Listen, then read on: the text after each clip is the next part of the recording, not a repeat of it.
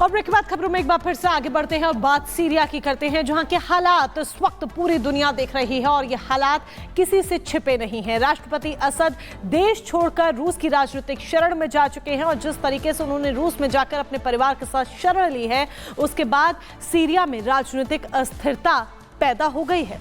बिल्कुल, और सबसे बड़ा सवाल तो मोनिका ये भी खड़ा होता है कि आखिरकार अब फ्यूचर क्या होगा, क्या भविष्य होगा सीरिया का। इस पर आप इस रिपोर्ट को देखिए।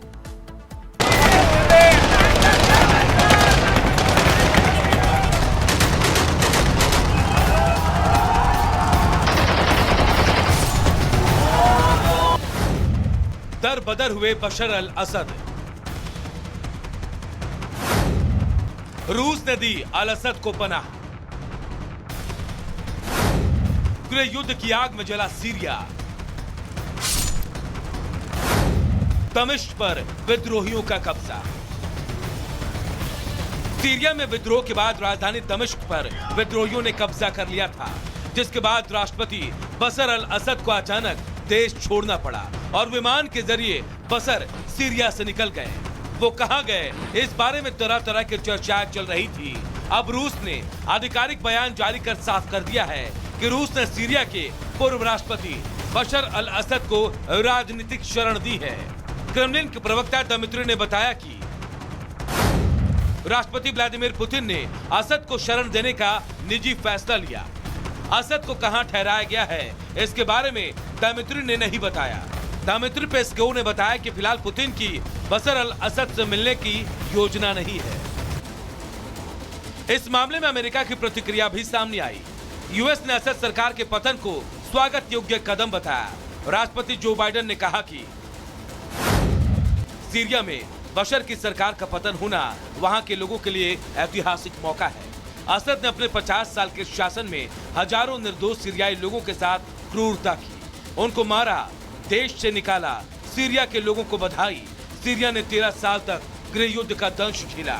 असद और उनके पिता ने आधी सदी तक इस देश में क्रूरता की। असद शासन का पतन न्याय का मौलिक कार्य है। लंबे समय से क्रूरता सहने वाले लोगों के पास अब अपने देश का गौरवशाली भविष्य बनाने का मौका है।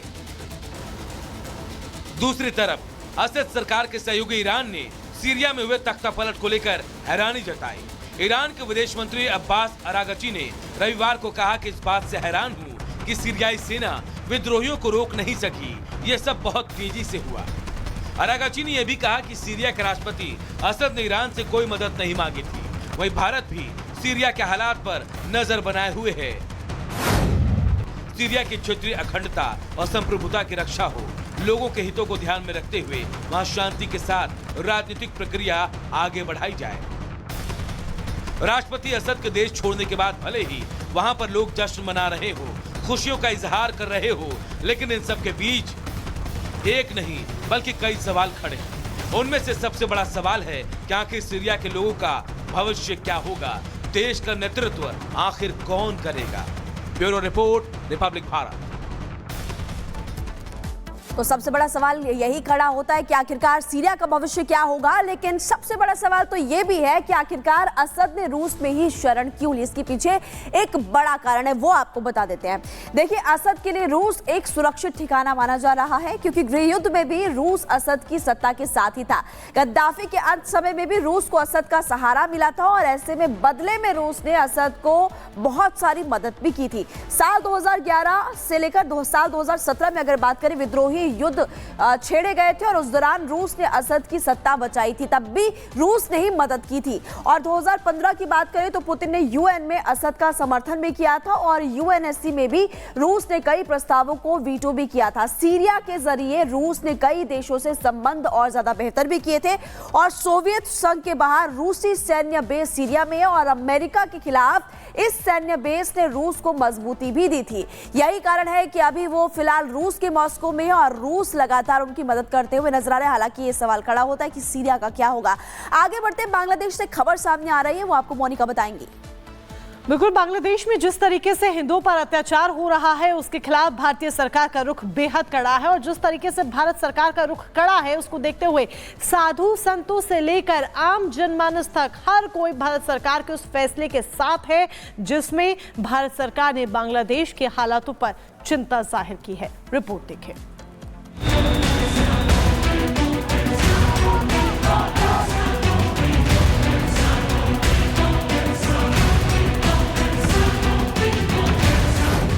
बांग्लादेश में हिंदुओं पर अत्याचार, भारत में तेज हुआ प्रतिकार, भारत की यूनेस्को 2 टूक, हिंदुओं पर हमले की नहीं छूट। शेख हसीना के तख्ता पलट के बाद से बांग्लादेश के हालात जो बदले, माने वो आज भी पटरी पर नहीं लौट सके। हालात सुधरने की बात तो दूर है, स्थिति तो ये हो गई कि अल्पसंख्यकों के लिए बांग्लादेश नर्क से बदतर हो गया। हिंदुओं के धार्मिक प्रतीकों पर हमले से लेकर आए दिन होने वाले हमले रोजमर्रा की बात हो गई और ये सिलसिला बदस्तूर आज भी जारी है। हालांकि इस पूरे घटनाक्रम को लेकर भारत में उबाल है। भारत सरकार भी मामले पर बेहद गंभीर है, जिसकी एक झलक भारत के विदेश सचिव विक्रम मिस्री की बांग्लादेश यात्रा में देखने को मिली। At the same time, we also had the opportunity हमने हाल के घटनाक्रमों पर चर्चा की और अल्पसंख्यकों की सुरक्षा से संबंधित चिंताओं से उन्हें अवगत कराया। हमने सांस्कृतिक और धार्मिक संपत्तियों पर हमलों की खेदजनक घटनाओं को उठाया। बांग्लादेश में हिंदुओं पर हो रहे अत्याचार को लेकर भारत सरकार की मुखर प्रतिक्रिया की हर तरफ तारीफ हो रही है। साधु संतों से लेकर देश की आम जनता सरकार के इस फैसले को सराह रही है। बांग्लादेश में वहाँ की गवर्नमेंट चेंज होने के बाद अल्पसंख्यकों पर, हिंदुओं पर लगातार अत्याचार बढ़े हैं, मंदिरों पर हमला हुआ है और हमारे देश के विदेश सचिव ने जाकर के ये चिंता वहाँ पर व्यक्त की है। अब हम उम्मीद करते हैं कि बांग्लादेश सरकार भारत के इस चिंता को स्वीकार करके अपने देश के अल्पसंख्यकों अर्थात हिंदू और जो लोग भी हैं उनकी सुरक्षा करेगी। वो अफगानिस्तान और तालिबान की तरफ भाग रहा है बांग्लादेश।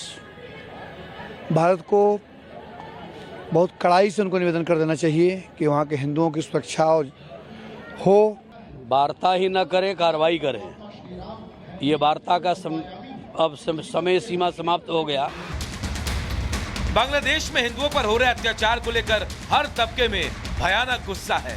राजनीतिक रूप से एक दूसरे के विरोधी भी इस बात से सहमत दिख रहे हैं कि बांग्लादेश में हिंदुओं पर अत्याचार हो रहे हैं। खुद बंगाल के मुख्यमंत्री ममता बनर्जी इस बात को मान रही हैं कि बांग्लादेश की तरफ से उकसावे की आग भड़काई जा रही है। बिहार दखल करबो, उड़ीसा दखल करबो, आमी बोली भाई भालो थाकबेन, सुस्थ थाकबेन, সুন্দর থাকবেন। কিন্তু এত বড় হিম্মত আপনাদের কেন কারো নেই যে বাংলা, বিহার, উড়িষ্যা সব নিয়ে নেবেন আর আমরা বসে বসে ললিপপ খাবো? এটা ভাববার কোনো কারণ নেই। তাই আমি মনে করি ভারতবর্ষের অখণ্ড আমাদের সকলের অখণ্ড। फिलहाल बांग्लादेश के मुद्दे पर भारत से जैसी एकजुटता की उम्मीद थी वैसी ही दिखाई पड़ रही है। दिल्ली से लेकर पटना तक, भोपाल से लेकर नोएडा तक लोग एकजुट हैं। देश का शायद ही ऐसा कोई शहर होगा जहां इस बात को लेकर धरना प्रदर्शन ना हो रहा हो और आज लखनऊ में एक बड़ा प्रदर्शन होने वाला है जहां देश भर से हिंदू संगठन के लोग शामिल होंगे। इन विरोध प्रदर्शनों का नतीजा है कि बांग्लादेश सरकार बैकफुट पर है। उसे लगने लगा है कि अगर ऐसा ही लंबे समय तक चलता रहा तो भारत से उसके व्यापारिक संबंध खराब हो सकते हैं। मतलब पहले से ही खस्ताहाल आर्थिक स्थिति से जूझ रहे बांग्लादेश का और भी बुरा हाल हो सकता है। Bureau report, Republic Bharat.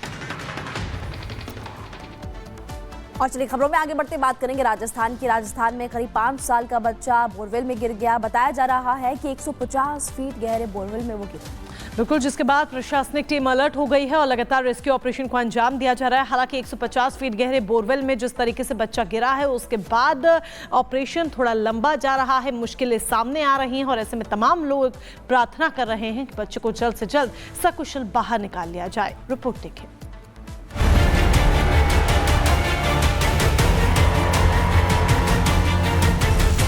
6 bulldozer, आधा दर्जन ट्रैक्टर और 20 लोग और मौत के खिलाफ जंग। ये राजस्थान का दौसा है। यहाँ एक बच्चे की जान पर बनाई है, वो भी जमीन से करीब 150 फीट नीचे, जिसे बचाने के लिए अब ताबड़तोड़ एक्शन हो रहा है। राजस्थान के दौसा में अभी 2 महीने भी नहीं बीते और फिर से लापरवाही का एक मामला सामने आ गया है, क्योंकि नांगल के कालीखांड गांव में बड़ा हादसा हो गया। यहाँ एक मासूम बच्चा गहरे बोरवेल में गिर गया। बच्चे के बोरवेल में गिरने की खबर मिलते ही प्रशासनिक अमला मौके पर पहुंचा और फिर शुरू हुआ ऑपरेशन आर्यन बचाओ।